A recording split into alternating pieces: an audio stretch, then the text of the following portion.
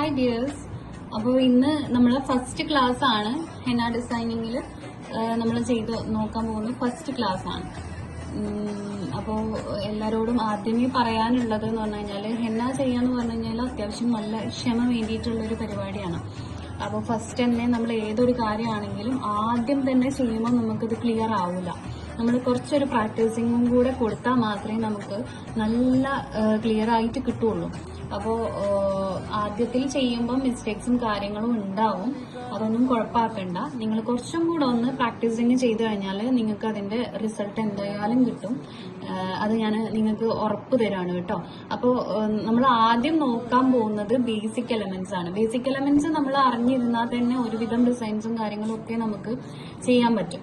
Basic elements അതിന്റെ correct മെത്തേഡിൽ ചെയ്യുക എന്നുള്ളതാണ് നമ്മളെ വർക്ക് നല്ല പെർഫെക്ഷനോട് കൂടി കിട്ടാൻ വേണ്ടിയിട്ട് നമ്മൾ ആദ്യം തന്നെ ചെയ്യേണ്ടത്. ഓക്കെ, അപ്പൊ ബേസിക് എലമെന്റ്സിൽ നമ്മൾ ഫസ്റ്റ് പഠിക്കാൻ പോകുന്ന കാര്യമാണ് ലൈൻസ്. ലൈൻസ് കുറച്ചധികം ഉണ്ട്. ലൈൻസിൽ ഫസ്റ്റ് വരുന്നതാണ് thin line. Okay, thin line ആണ് നമ്മൾ ഫസ്റ്റ് ചെയ്യാൻ പോകുന്നത്. അപ്പൊ തിൻ ലൈൻ എങ്ങനെയാണ് നോർമലി നിങ്ങളൊക്കെ ചെയ്യുന്നത്? കയ്യിൽ വരയ്ക്കുകയാണെന്നുണ്ടെങ്കിൽ ഇതുപോലെ ഇങ്ങനെ പിടിച്ച് ഇങ്ങനെ വരച്ചു കൊടുക്കും അല്ലേ? ഇങ്ങനെ വരച്ചു കൊടുക്കും. ഇങ്ങനെയല്ലേ നിങ്ങളൊക്കെ ചെയ്യുന്നത്? ഇത് തെറ്റായിട്ടുള്ള മെത്തേഡാണ്. ഇതല്ല ഇതിന്റെ കറക്റ്റ് മെത്തേഡ്. കറക്റ്റ് മെത്തേഡ് എന്ന് പറഞ്ഞു കഴിഞ്ഞാല് നമ്മള് ലൈൻസ് വരയ്ക്കുമ്പോൾ എപ്പോഴും തിൻ ലൈന് വരയ്ക്കുമ്പോൾ എപ്പോഴും സ്റ്റാർട്ടിങ്ങിലും എൻഡിങ്ങിലും മാത്രമാണ് നമ്മള് പേപ്പറിൽ ടച്ച് ചെയ്യുന്നത്. പേപ്പറിലാണെങ്കിൽ പേപ്പറിൽ, കയ്യിലാണെങ്കിൽ കയ്യിൽ, സ്റ്റാർട്ടിങ്ങിലും എൻഡിങ്ങിലും മാത്രമാണ് ടച്ച് ചെയ്യുന്നത്. അപ്പൊ ഇതാ ഇതുപോലെ സ്റ്റാർട്ടിങ്ങിൽ ടച്ച് ചെയ്യുന്നു. ദെൻ കോണ് പതിയെ പൊക്കി പിടിക്കുന്നു. പതിയെ പൊക്കുന്നതിനൊപ്പം തന്നെ പ്രഷറിങ്ങും കൊടുക്കുന്നു. ഇങ്ങനെ വലിച്ചു കൊണ്ടുപോകുന്നു. കണ്ടോ? ഇതുപോലെ നമുക്ക് എത്ര ലെങ്ത്തിലാണോ വേണ്ടത് അവിടെ കൊണ്ടുപോയിട്ട് നമ്മൾ സ്റ്റോപ്പ് ചെയ്ത് കൊടുക്കുക. ഇതാണ് ഇതിന്റെ കറക്റ്റ് ആയിട്ടുള്ള മെത്തേഡ് എന്ന് പറഞ്ഞു കഴിഞ്ഞാൽ. കാണിക്കാം. ഇവിടെ ടച്ച് ചെയ്യുന്നു. ഇതാ ഇതുപോലെ പൊക്കി പിടിച്ച് ഇങ്ങനെ നൂല് പോലെ വലിച്ചു കൊണ്ടുപോകുക. എത്ര ലെങ്ത്തിലാണോ നമുക്ക് വേണ്ടത് അത്രയും ലെങ്ത്തിൽ ഇതുപോലെ വലിച്ച് ഇങ്ങനെ കൊണ്ടുപോകുന്നുണ്ടാവും.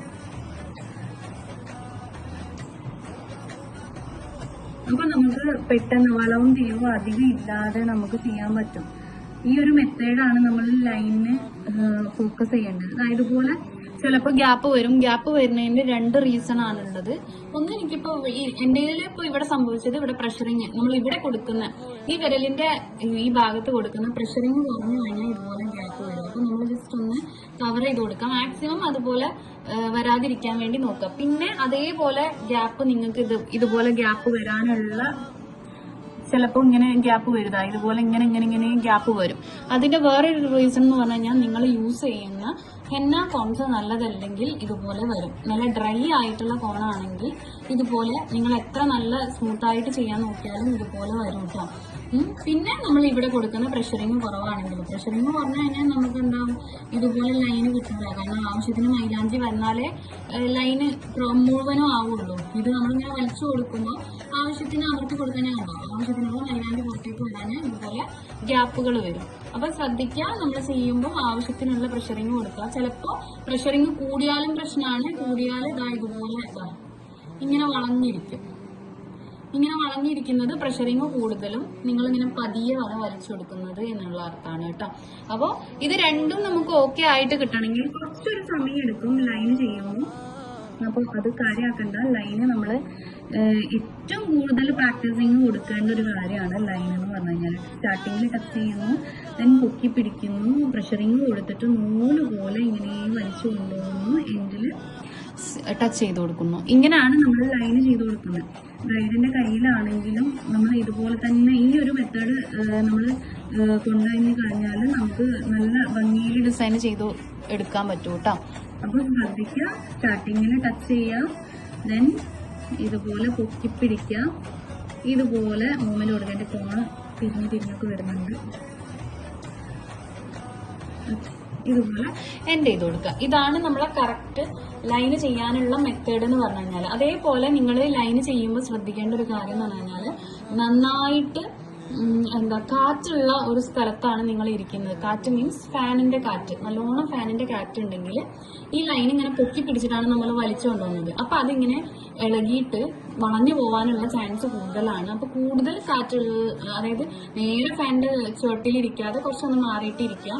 അതേപോലെ തന്നെ ടേബിൾ ഫാനൊക്കെ ആണെന്നുണ്ടെങ്കിൽ നല്ല പ്രഷറിലാണ് കാറ്റ് വരിക. അപ്പൊ ഇത് പൊട്ടി ബ്രേക്ക് ആയി പോകും, വളഞ്ഞു പോകും, അങ്ങനത്തെ കാര്യങ്ങളൊക്കെ ഉണ്ടാവും. അപ്പം തിൻ ലൈൻ ചെയ്യുമ്പം അതൊക്കെ ഒന്ന് ശ്രദ്ധിക്കാം.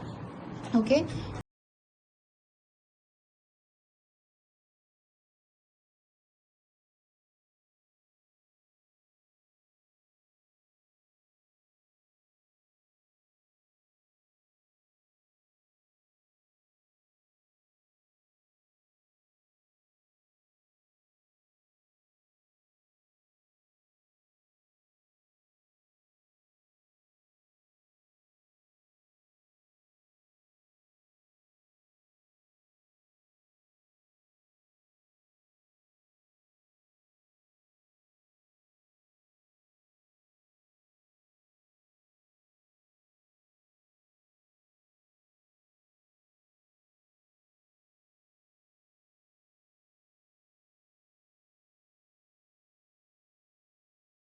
എത്ര ലെങ്ത്തിലാണോ വേണ്ടത് ആ ലെങ്ത്തിൽ ലൈൻ ഇതുപോലെ ഇങ്ങനെ അമർത്തി കൊടുക്കും.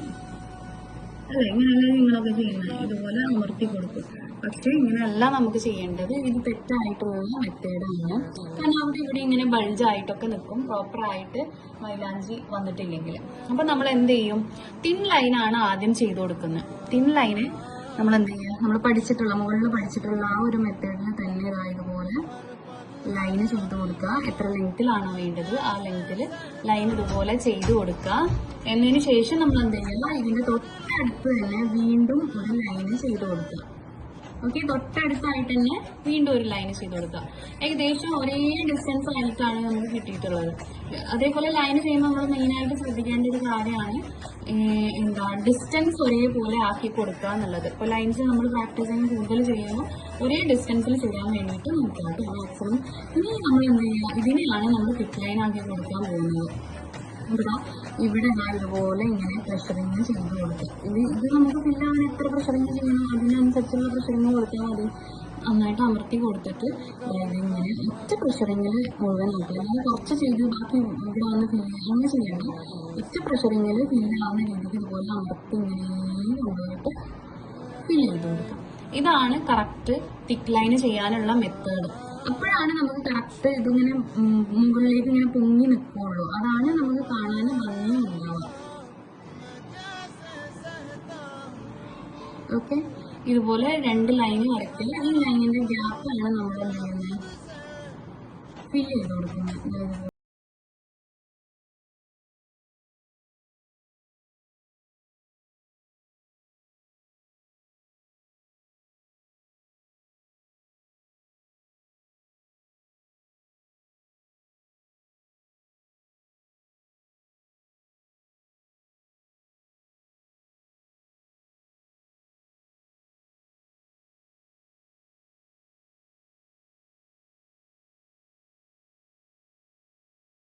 ചെയ്യാനുള്ള കറക്റ്റ് മെത്തേഡ്. അതേപോലെ പലരും ഒരുപാട് ഇതുപോലെ ഇങ്ങനെ പ്രഷറിങ് കൊടുത്തിട്ട് ചെയ്യും. അതേപോലെ തന്നെ ഇങ്ങനെ കൊടുത്തിട്ട് ലൈൻ കൊടുത്തതിന് ശേഷം ഇതിന് ഉള്ളിൽ കളറിങ് ചെയ്യുന്ന പോലെ ഇങ്ങനെ ചെയ്യും. ഇങ്ങനെ ചെയ്താലും ഇത് കറക്റ്റ് അല്ല കേട്ടോ. നമുക്ക് ആ ഒരു നമ്മൾ ചെയ്യുന്ന വർക്കിന് ഒരു പ്രൊഫഷണൽ ടച്ച് കിട്ടൂല. അപ്പോൾ ഈ ഒരു രീതിക്ക് ചെയ്ത് കഴിഞ്ഞാൽ ഇതിങ്ങനെ ഫില്ലായിട്ടൊക്കെ നിൽക്കും. പക്ഷെ ഇങ്ങനെ എംബോസ് ചെയ്ത് ഇങ്ങനെ പുറത്തേക്ക് തള്ളി നിൽക്കൂല. മുകളിലേക്ക് തള്ളി നിൽക്കുമ്പോഴാണ് തിക്ക് ലൈൻ നമുക്ക് കാണാനും കുറച്ചും കൂടെ ഭംഗി കിട്ടുക.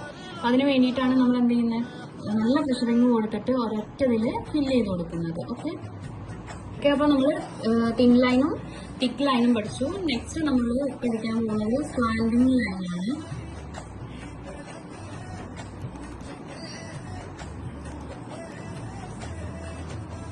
Okay, slanting line slanting line എന്ന് പറയുമ്പോൾ നിങ്ങൾക്ക് അറിയാമല്ലോ എങ്ങനെയാണ് ചെരിഞ്ഞു വരുന്ന ലൈൻസ് ആണ് സ്ലാൻഡിങ് ലൈൻ. അപ്പോൾ അതേപോലെ തന്നെ നമ്മളിപ്പോൾ അതേപോലെ ഈ ഒരു ഭാഗത്തുനിന്ന് തുടങ്ങി ഇങ്ങനെ ചെരിച്ചിട്ടാണ് ലൈൻ ചെയ്ത് കൊടുക്കുന്നത്. അപ്പോൾ നിങ്ങൾ ശരിക്കും എന്തിനകത്ത് ഇതിങ്ങനെ പ്രാക്ടീസ് ചെയ്യേണ്ട ആവശ്യം എന്നുള്ളത്.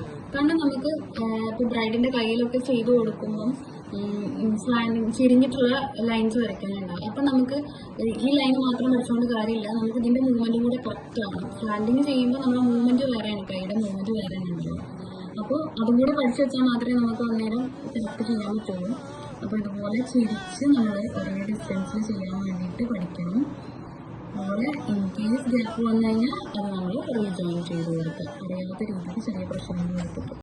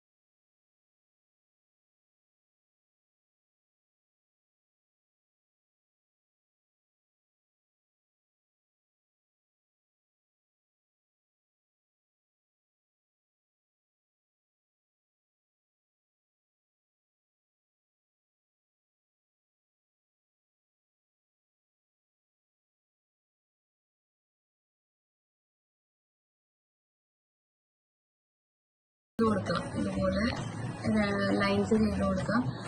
ലെങ്ത് കുറച്ചിട്ടാട്ടോ ചെയ്യുന്നത്, ലെങ്ത് കൂട്ടിയിട്ടൊക്കെ നമുക്ക് ചെയ്യാം.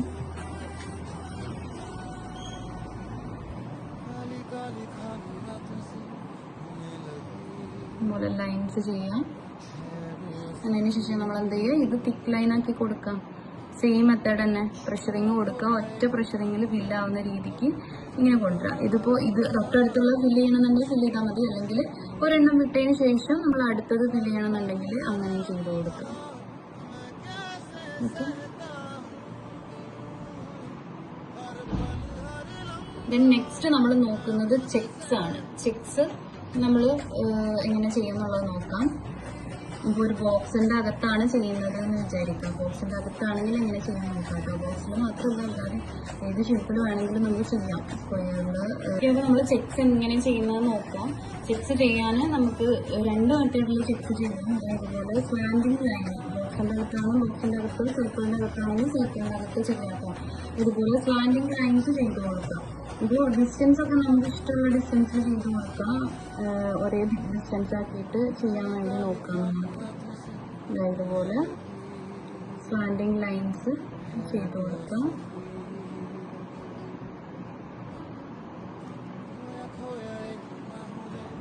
ഇങ്ങോട്ടേക്കും അതേപോലെ തന്നെ സ്ലാൻഡ്.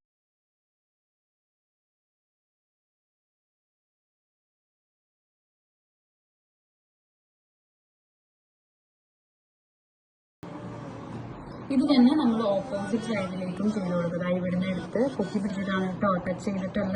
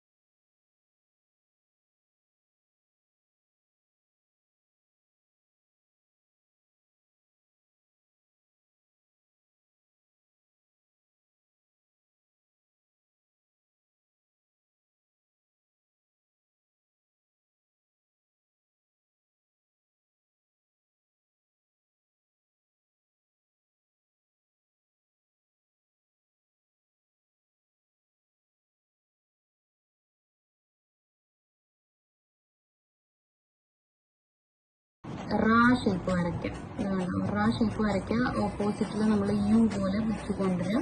വീണ്ടും നമ്മൾ റാ ഷേപ്പ് വരച്ചു കൊടുക്കുക. ദെൻ യു പോലെ പൊക്കി കൊണ്ടുപോകാം. ഇങ്ങനെ നമ്മൾ കേർവ്സ് ഇങ്ങനെ ചെയ്ത് കൊടുക്കുക. അപ്പോൾ വലുതും ചെറുതും ഒക്കെ നമുക്കിത് ആവശ്യമുണ്ടാവും. അപ്പോൾ എല്ലാ തരത്തിലും നമ്മൾ ചെയ്ത് കൊടുക്കുക കേട്ടോ. ഇതിപ്പോൾ ചെറുത് ചെയ്യുകയാണെന്നുണ്ടെങ്കിൽ ഇതുപോലെ റാ യു ഇങ്ങനെ നമ്മൾ ഏകദേശം ഒരേ വലുപ്പത്തിലാക്കിയിട്ട് ഇങ്ങനെ ചെയ്ത് പോവാം കേട്ടോ. ഇങ്ങനെയാണ് നമ്മൾ കേർവ് ലൈൻസ് ചെയ്ത് കൊടുക്കുന്നത്. ഇത് പല സൈസിലും നമ്മൾ ഓവർ സൈസിൽ ചെയ്യില്ല. ഈ ഒരു സൈസ് മാക്സിമം ഏത് സൈസിൽ വേണമെങ്കിലും നിങ്ങൾ ചെയ്തെടുക്കുക. റായോ അപ്പൊ ചെയ്യുമ്പം എന്താ പ്രത്യേകത എന്ന് പറഞ്ഞു കഴിഞ്ഞാല് ഇത് ഏകദേശം ഒരേ സൈസിലായിരിക്കണം. അല്ലാതെ നമ്മൾ ഒരെണ്ണം വലുത് ഒരെണ്ണം ചെറുപ്പോൾ ഇത് ജസ്റ്റ് എക്സാമ്പിൾ ഇവിടെ കാണിച്ചു തരാം കേട്ടോ. ഇതുപോലെ ചെയ്യരുത്. ഇപ്പോൾ ഇത് ഇങ്ങനെ വലിയത് ചെയ്തു, അടുത്തത് ഇതിവിടെ ചെറുത് ചെയ്തിട്ട് വീണ്ടും വലിയത് ചെയ്ത് ഇങ്ങനെ ഇവിടെ വലിയതാക്കി കൊടുത്ത് ഇങ്ങനെ ഒരു ഭംഗിയില്ലാത്ത രീതിക്ക് ചെയ്തു.